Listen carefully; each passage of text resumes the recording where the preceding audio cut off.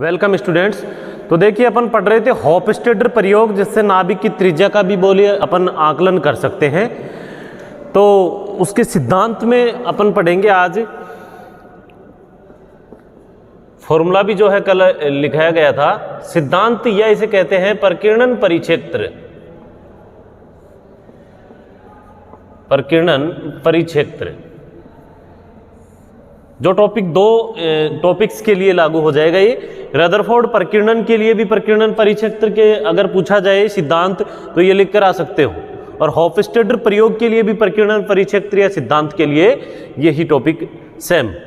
तो देखिए प्रकीर्णन परिक्षेत्र का जो फॉर्मूला है वो क्या होता है कि किसी निश्चित दिशा में प्रति एकांक घनकोण, आपको फर्स्ट ईयर में आपने पढ़ा था कि घनकोण क्या होता है कि किसी निश्चित दिशा में उसके केंद्र पर बने हुए कोण को क्या कहते हैं, घनकोण कहते हैं। तो प्रति एकांक घनकोण व प्रति एकांक समय में प्रकीर्णित कणों की संख्या तथा आपतित कणों की तीव्रता का अनुपात। डेफिनेशन दोबारा से देखिए, यानी कि किसी निश्चित दिशा में, किसी निश्चित दिशा में प्रति एकांक घनकोण, घनकोण को काहे से डिनोट करते थे, डी ओमेगा। प्रति एकांक घनकोण व एकांक समय में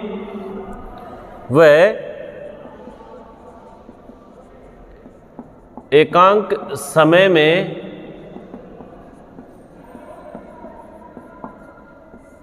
प्रकीर्णित कणों की संख्या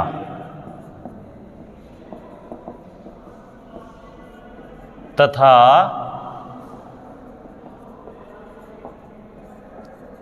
आपतित कणों की तीव्रता का अनुपात प्रकीर्णन परिक्षेत्र कहलाता।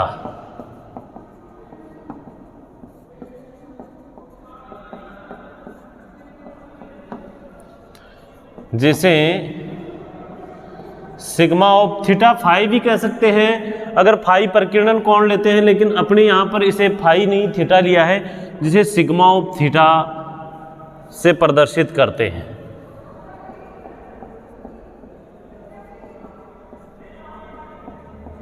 सिग्मा ऑफ थीटा से क्या करते हैं, प्रदर्शित करते हैं। तो जो आपतित होने की जो दिशा है, उस दिशा के लंबवत एकांक काट क्षेत्रफल से एकांक समय में गुजरने वाले कणों की जो संख्या है उसे क्या कहते हैं, आपतित कणों की तीव्रता कहलाती है। लिखोगे आपतन की दिशा, स्टार लगा के, आपतन की दिशा के, आपतन की दिशा के लंबवत एकांक काट क्षेत्रफल से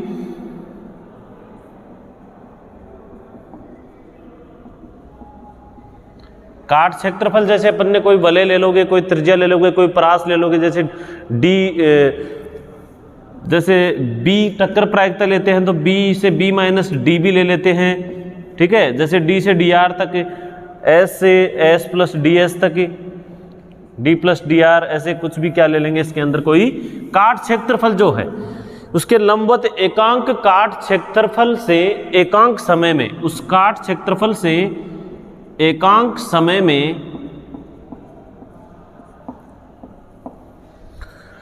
गुजरने वाले कणों की संख्या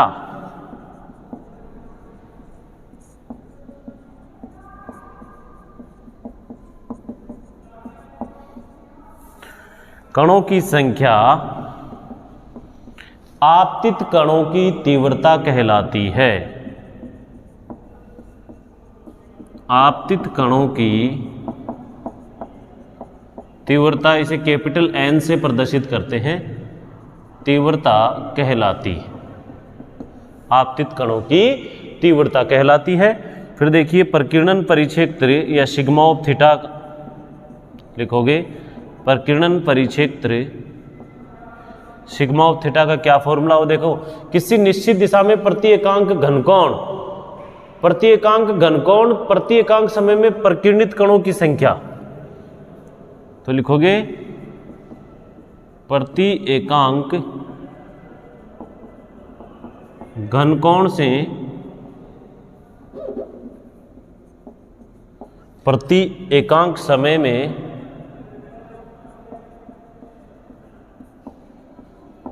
प्रकीर्णित कणों की संख्या।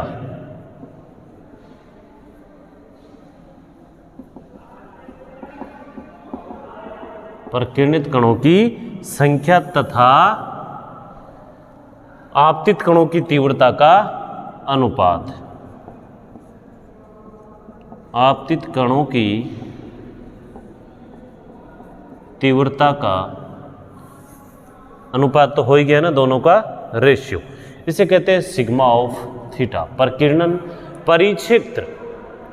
अब देखिए केंद्रीय बल क्षेत्र में जो आपतन की दिशा के सापेक्ष, मान लो अपन डायग्राम में अपन ने जैसे कल प्रकीर्णन परिक्षेत्र के लिए ये जो नाभिक था, क्लियर करते हैं इसे, जो स्वर्ण नाभिक था, यहां से प्रकीर्णित नाभिक को अपन ने किस कोण से प्रकीर्णित माना था? किसी कोण थीटा से। तो इस थीटा कोण के लिए यहां पर एक परास ले लेते हैं, क्योंकि आवश्यक नहीं है थीटा ही हो, ये थीटा व थीटा प्लस डी थीटा है। और इस थीटा प्लस डी थीटा के अंदर टकराने वाले अणुओं के लिए जो टक्कर प्रायिकता है वो बी व बी माइनस डी बी हो सकती है।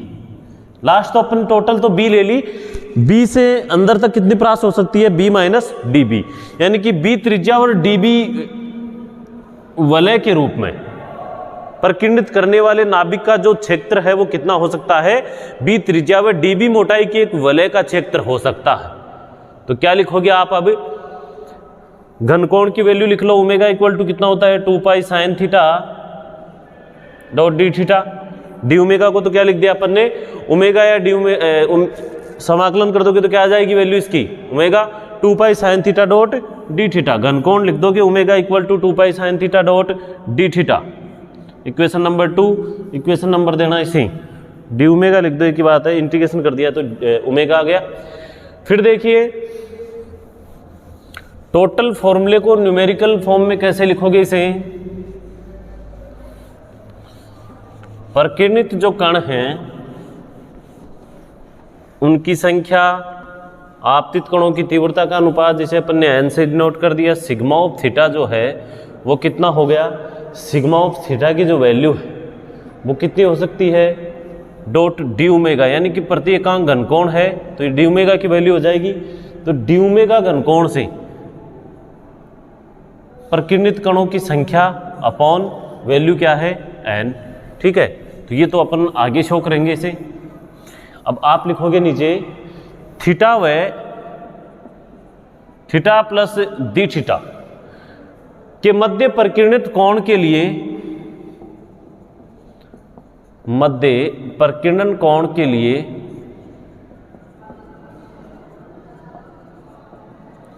इनके मध्य जो है प्रकीर्णन कोण के लिए टक्कर जो प्रायिकता है बी तथा बी जो टक्कर है, या कह सकते हो कि थीटा व थीटा प्लस डी थीटा के मध्य प्रकीर्णन कोण के लिए टक्कर प्रायिकता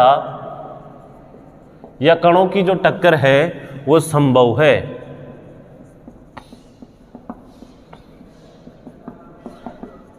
अर्थात इसके लिए बी त्रिज्या व डीबी मोटाई की एक वलयिका, यानी कि बी त्रिज्या व डीबी मोटाई की एक वलयिका का प्रकीर्णन क्षेत्र, इस वलयिका का प्रकीर्णन क्षेत्र, या ऐसे कह सकते हो वलयिका का प्रकीर्णक नाभिक जो है, प्रकीर्णक नाभिक अपन ने स्वर्ण पन्नी ली है, तो उस प्रकीर्णक नाभिक द्वारा थीटा व थीटा प्लस डी थीटा के लिए, या थीटा व थीटा प्लस डी थीटा के मध्य का क्षेत्र, डीबी मोटाई की एक वलयिका का प्रकीर्णन नाभिक द्वारा थीटा व थीटा प्लस डी थीटा के मध्य का क्षेत्र, जो इनके मध्य का क्षेत्र है वो प्रकीर्णन के लिए उचित क्षेत्र कहलाता, या निश्चित क्षेत्र कहलाता। प्रकीर्णक जो नाभिक है, उस प्रकीर्णक नाभिक के लिए इस कोण के मध्य के जो है, इस थीटा और थीटा प्लस डी थीटा के मध्य प्रकीर्णन के लिए प्रभावी क्षेत्र कहलाता है या उचित क्षेत्र कहलाता है। अब देखिए, प्रति एकांक समय में आपतित कणों की जो संख्या है वो कितनी होगी? जितने कण आपतित होंगे उतने प्रकीर्णित होंगे। वो वैल्यू उनकी तीव्रता के ऊपर भी डिपेंडेंट करती है। अर्थात जो dn है, dn कितना हो जाएगा? जैसे n इक्वल टू बी और db की त्रिज्या ले रहे हैं तो 2 पाई r होता है, तो 2 पाई b तो कह सकते हो, लेकिन n नहीं लिया अपन ने, dn लिया है, तो 2 पाई b डॉट db। और टोटल जो पार्टिकल है वो कितने हो सकते हैं? n हो सकते हैं। तो dn equal to 2 pi b dot db या 2 pi nb dot db। Question number 3। अब देखिए, जो dn है, टोटल dn की वैल्यू क्या हो गई? आपतित कणों की तीव्रता के लिए टोटल लिख सकते हो आप, सिग्मा ऑफ थीटा भी आ गया, डॉट डी ओमेगा आ गया, वज्र गुणन करके आप लिख देना फिर आपतित कणों की संख्या।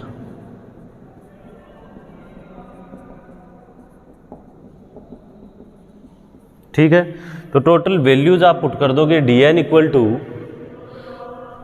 n पहले है अपने पास में, फिर देखिए, यानी कि ये जो वैल्यू है इसके अंदर पुट कर देंगे। उस फॉर्मूले से अपन ने क्या निकाल लिया?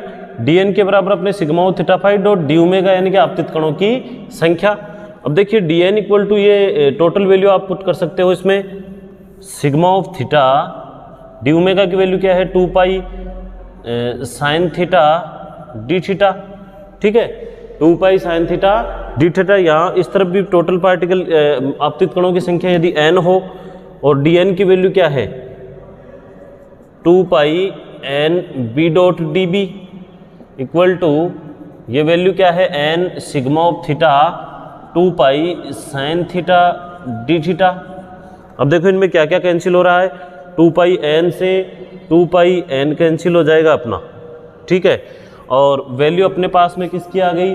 देखिए, यहाँ से सिग्मा ऑफ थीटा की वैल्यू निकाल लो और टोटल पार्ट इधर ले आओ, D B B upon sine theta D B upon D theta.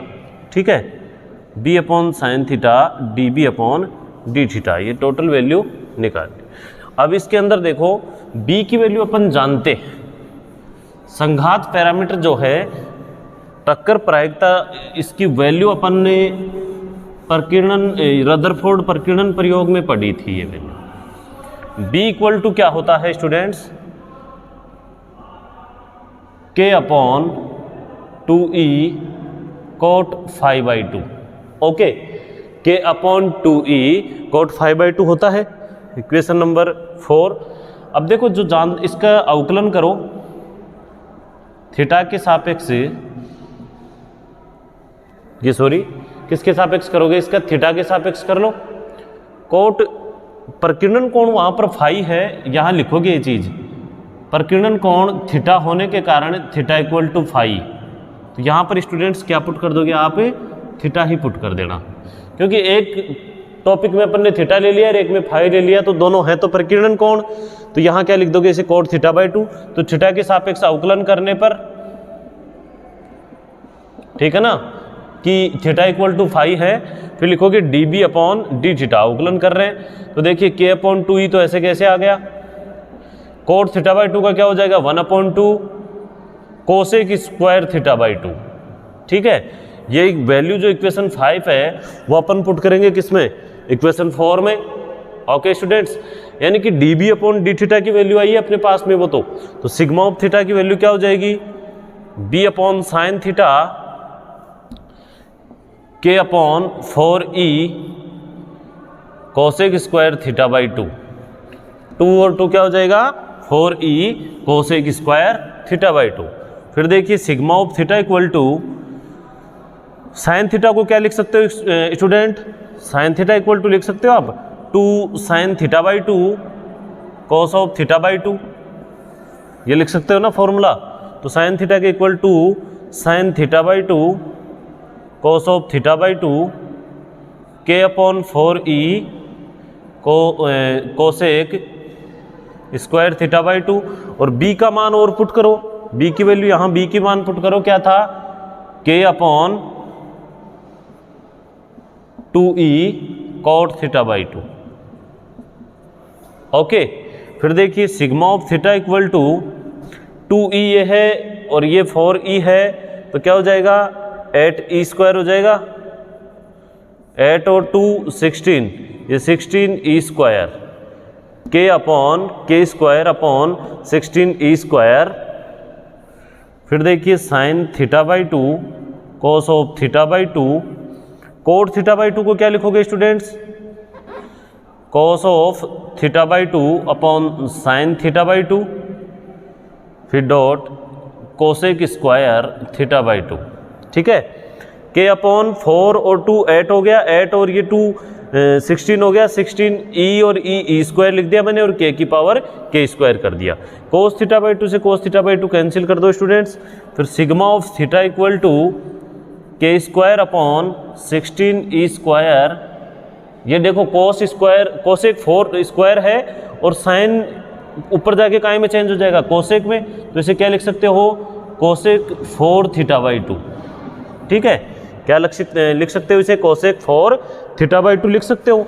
अब देखो कल अपन ने एक इक्वेशन लिखी थी ना प्रकीर्णन परिक्षेत्र के लिए, मैंने कहा था k स्मॉल k की वैल्यू अपन ने मानी थी, क्या होती है रदरफोर्ड प्रकीर्णन में 2k z स्क्वायर। ओके, यानी कि k की वैल्यू क्या होती है 1/4 पाई एक्साइलन नॉट। तो ये क्या वैल्यू हो जाएगी, sigma of theta equal to 2k यानी कि 4 z स्क्वायर e4 हो सकता है, या z e स्क्वायर का स्क्वायर कर दो, 2k z स्क्वायर है तो 2 तो क्या हो जाएगा 4 और z स्क्वायर का होल स्क्वायर हो जाएगा, और नीचे का पार्ट है अपना 16। फिर देखो 4 पाई एक्साइलन नोट, इस 4 पाई एक्साइलन नोट का भी क्या होगा स्क्वायर होगा, e का भी स्क्वायर है, कोसेक 4 थीटा बाई 2। ठीक है ना, 4 देखो 2k जेड स्क्वायर है, इसका होल करेंगे अपन, तो अपन ने 4 पाई एक्साइलन नोट का भी होल स्क्वायर कर दिया, जेड स्क्वायर का होल स्क्वायर कर दिया और 2 का लिख दिया 4। तो ये क्या हो जाएगा sigma of theta equal to, इसे आप टोटल सॉल्व करोगे तो z e square upon 8 pi epsilon naught e का total square cosec 4 theta by 2, या इसे लिखना चाहो तो नीचे साइन 4 थीटा बाई 2 लिख सकते हैं इसे। तो अपना कल का फॉर्मूला यही था, sigma of theta equal to प्रकीर्णन परिक्षेत्र इक्वल टू होगा Z square upon 8 pi epsilon naught e का whole square dot 1 upon sine 4 theta by 2। इसे प्रकीर्णन परिक्षेत्र कहते हैं। इसे क्या कहते हैं, प्रकीर्णन परिक्षेत्र कहते हैं। ओके स्टूडेंट्स, हॉफस्टाडर प्रयोग का सिद्धांत अपना कंप्लीट हुआ। आज के लिए इतना ही, थैंक यू।